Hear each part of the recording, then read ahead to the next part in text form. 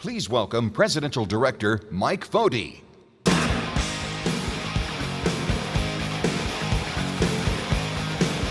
Good morning.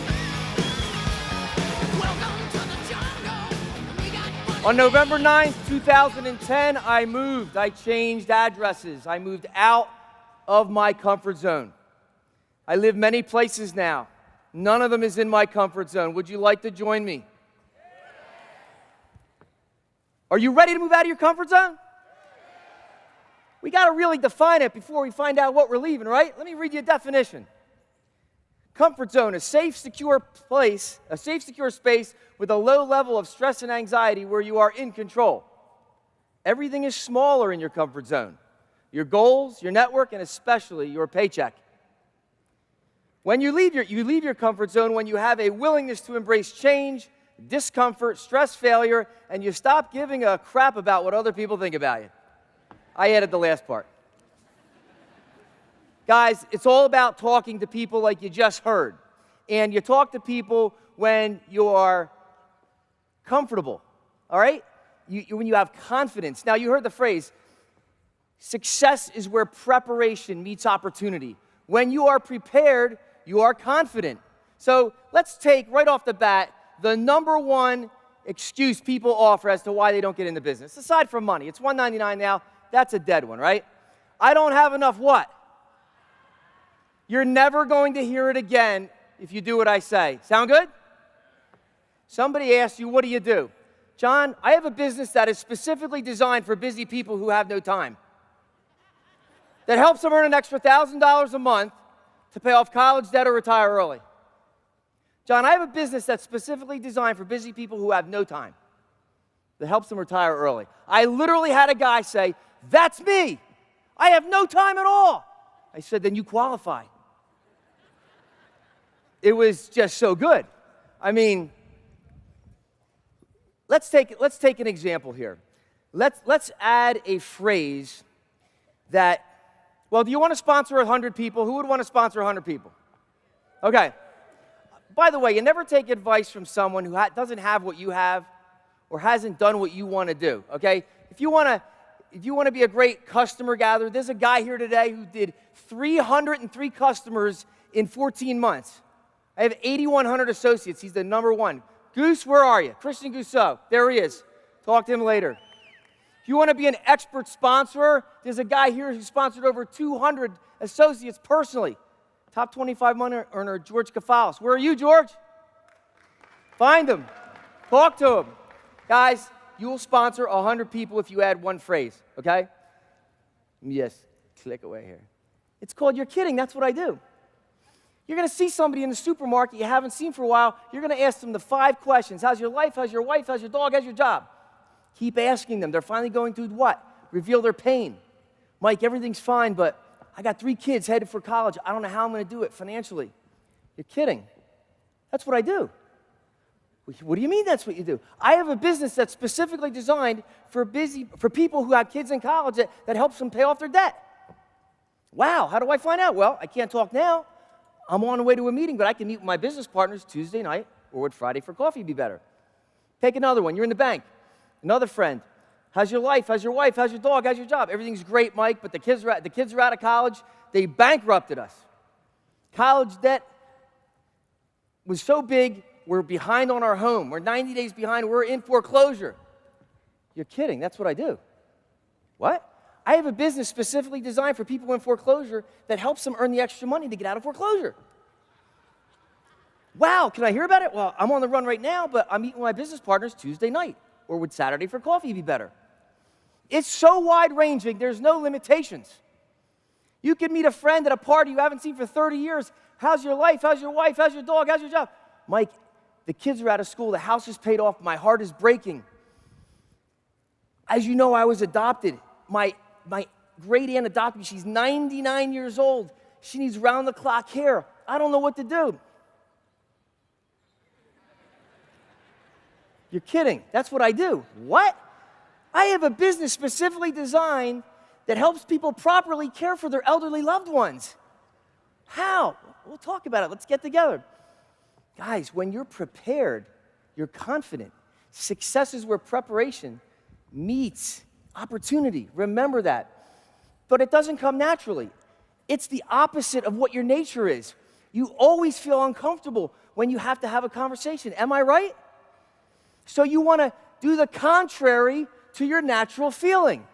When you feel uncomfortable, that's the trigger to do it. It's called the opposite. I don't know if you're Seinfeld fans. I love that series. My favorite was George Costanza doing the opposite. He logically reasoned, since his whole life was a failure, that every decision he made was wrong. So if he does the opposite, it's got to be good, right? So instead of meeting a nice-looking girl and saying, I'm an architect, I designed the Guggenheim. She saw the lie, didn't go anywhere. Sees a nice-looking girl in a restaurant and says, hi, I'm George Costanza. I'm unemployed and I live with my parents. I love your honesty. Sit down, she says. That's a funny episode, but guys, it's real. You want to do the opposite of what comes naturally. Disobey your feelings, and you will learn to live out of your comfort zone. Am I right? But I want to take it a step further here. Leaders, even more so do we have to get out of our comfort zone because we sink into those comfort zones. I call it the lazy zone. I want to tell you a story. Before I tell you, I was asked not to tell this. A very admired leader of mine said, you might not want to share that, Mike, because what you did was unbecoming of a presidential director. Unbecoming sounds like discomfort. So I said, that's why I'm going to tell it. Everything I tell my team is to live out of your comfort zone. Take risks. Take radical risks. So I'm sitting home one day, about a year and a half ago, in front of my computer, in my lazy zone. Got about 6,500 associates, 5-figure residual coming in every month. Team's in first gear. Nothing big. It's moving along pretty good. Go to the gym an hour a day, come back. As James Levinson would say, I was living the dream. When one day, a 22-year-old son comes home and says, Dad, I know I just graduated Universal Technical School and I'm a certified diesel technician, but I want to go into sales. I don't want to work on cars and trucks. I said, wow. After a little bit of heart attack and thinking how much money I spent, I said, that's okay, I love sales. I admire that. What do you got in mind? He says, I got a job as a solar rep. I said, wow, that's amazing. Go for it, buddy, make it happen. Next day, boom, car blows up, motor's gone. Not even he could fix it. Suddenly, it was dawning on me. Either he's coming into my comfort zone, spoiling my easy life, or I got to think about something life-altering. Maybe I could interview for the same job. If I got it, I could be his driver, spend some father-son time together. Maybe I could teach him something about sales. He ended up teaching me a lot about sales. And maybe recruit one or two of these associates. So I go for the job. I get interviewed. Thank God I got it. I got the job. Monday morning, we're in training. Very uncomfortable. We have a supervisor. I don't like supervisors. That's why I'm in network marketing. Quotas. I hate quotas. That's why I'm in network marketing. We had the team cheer at the end of every meeting, the rah-rah session. Persistence, persistence, persistence, in a huddle. Ask Greg Savage. He'll tell you I invented persistence. It's just his opinion. But most of all, the discomfort reached its peak when we were fully trained and they put us into that 15-person passenger van in our team uniforms, orange hat, orange vest.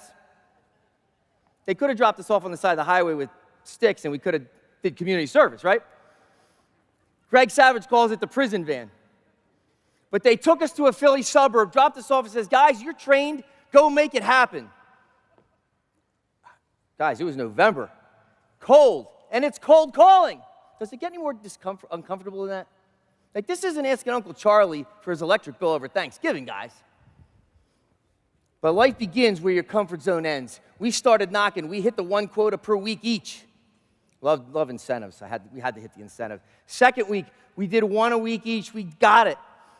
Third week, something happened. We did 11. The sales meeting starts. The supervisor says, how did you guys do 11? Thought about it, and I said, this is my opportunity. I'm a presidential director. I've been this undercover mole here. I'm going to impart some amazing wisdom to show them who I am.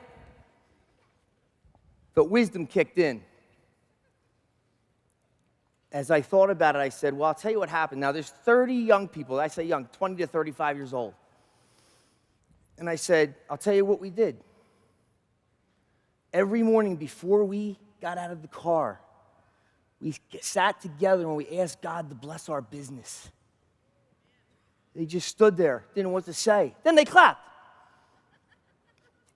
Ladies and gentlemen, that was the beginning of us earning respect from that team. We had breakfast with them, lunch with them. We heard about their problems. We helped them. They helped us. We went to their homes. And eventually, one of them joined our business. Is Francis Xavier Huber here? Raise your hand. Thank you. He signed up 9 associates who signed up 334 more. They switched 2,000 customers in a year. And we sponsored him under my daughter, who's 21. So she gets paid on the 2,000 customers, but she was sponsored by my son. So he got paid on the 2,000. And we sponsored him, so my wife Denise and I got paid on 2,000 customers. Wow, life begins where your comfort zone ends. Interesting. It got better. We came to some houses that were perfectly southern facing, which you got to have to get solar. But they had a bad roof. They're missing a shingle. Something wasn't right. So I thought, maybe they have an insurance claim. Wow, maybe I should try to get licensed as an insurance adjuster, maybe get them a free roof. I failed the test. Failed it a second time, failed it a third time. My son says, Dad, you failed the test 3 times. Remember that? I said, Michael, I could fail that test 100 times, but I will never stop taking that test. I failed it again. 4th time, 5th time, 6th time. Passed it on the 7th time. We got over 100 valid insurance claims. We saved deals for the team. Their people are getting free roofs. We became #1 in the Alliance Adjustment Office, a whole nother business. When you step out of your comfort zone, all kinds of stuff happens. I told him that persistence and attitude trumps talent every time. Remember that. Let me just tell you one other thing that happened. Many, many more. Saturday morning, 9 a.m., we're in Doylestown, Pennsylvania, $2 million house. Michael says, Dad, what are we doing here? 9 a.m. on a Saturday morning. I said, did you see what's on these garage windows? He says, what? I said, support the troop stickers. We go to the foyer. Now, this is a $2 million house. There's more stickers on the foyer. He said, what are we doing here? I said, Mike, your mom wouldn't even let one of our vases be 1 centimeter off kilter on our front porch. And this guy's got stickers all over. Support the troops. He said, oh, young grasshopper, watch and learn. Bang on the door, nothing. 9 a.m. Saturday, bang on the door again. It flies open. 75-year-old angry Irishman with a long white robe and a cup of coffee. What do you want? I said, we're here to make America great again. He said, come on in. Now, before you think I'm political, if there was a Prius in the driveway, I would have said, we're here to save the environment. It's basic sales, folks, okay? Thus began the relationship with Guy Quigley, the founder and creator of Cold Ease throat lozenges in every pharmacy in America. And thank God he was missing a shingle. It's an expensive roof. Paid for, done. Loved us. Switched his electric. Wanted the solar. Guys, you often ask, what if, when you're looking back on your comfort zone? What if I stayed in that lazy zone in front of my computer with the business in first gear? Well, wouldn't have met Frank Huber, who, by the way, changed my life on a personal level. He's a guy God put in my life to tell me what I need to hear, not what I want to hear. They're hard to find, guys. But I love the fact he sponsored 9 people that got 334 more and switched 2,000 bills. I love the fact that we have a whole nother thriving business in property adjusting. But Guy Quigley, that relationship grew. He eventually teamed up with me and 2 other guys, and we got accepted into a mastermind group I don't have any right to be in. One guy is Randy Osher, sold his hedge fund to E-Trade for $100 million. The other guy's Charlie Shrem, the foremost cryptocurrency trader in the world. Every Wednesday morning, I'm on a Skype with these people saying, how did I get here? You know how I got there? I stepped out of my comfort zone. But by far, the associates, the bills, the adjustment business, Guy Quigley is nothing, because my son and I had 10 months that I would never pass up in my life. We were out in the cold, the rain, banging doors. One woman held a knife to us. Get out of here. The police escorted us off several properties. We didn't have our permits that day. We wandered a little. It didn't help that it was the same police officer that a couple months before pulled us over for a minor traffic infraction. He was saying, what are you teaching your son? I said, I'm teaching him to be independent and not depend on some company to chart his own destiny. Guys, we talked about everything. Girls, guns, God. We spent so much time together, it changed our relationship. That is what I got from stepping out of my comfort zone. Life truly begins where your comfort zone ends. But I would be remiss if I didn't tell you the number one thing that I did that changed my business dramatically. Ironically, I did it before I even got into business. Even more ironically, someone taught it to me who wasn't even in the business. 7.5 years ago, I was at my therapist. Oh, jeez. Did I say therapist? I meant counselor. Well, look, in the essence of transparency, guys, my life was pretty messed up before I found Stream. I struggle with ADHD, OCD. I'm forgetful. I'm disorganized. I was a jack of all trades and a master of none. I felt like a failure. I couldn't focus. So I say to Alice, one of my favorite people, Alice D'Agostino, my counselor. I said, this one's got to work, Alice. She said, another thing? I said, yeah, but I almost feel like giving up. She said, Mike, before you give up, why don't you look up? I said, what do you mean? She said, when's the last time you ever got on your knees and asked God to bless your business? I said, I don't think I ever did that. Can you do it? It seems kind of selfish. Ladies and gentlemen, I got on my knees in a private spot, and it was a heartfelt prayer. It was tearful. I felt like a failure. I wanted to be a better father, better husband, better provider. I asked God to bless my business. I got up, wiped the tears away, and never expected what would happen next. Check with Adrian Avila. He's got the records. Within 3 months and 3 weeks, 1,059 associates joined my business. If compliance is here, let me just say, past results are not a guarantee of future performance, and income may vary. I didn't understand it. It was bizarre. It was crazy till I learned. I thought about it. I did what corporate tells us to do. I turned to my upline, right? My true upline. The greatest network marketer ever. 2,000 years ago, he sponsored 12 average guys and turned his downline into billions.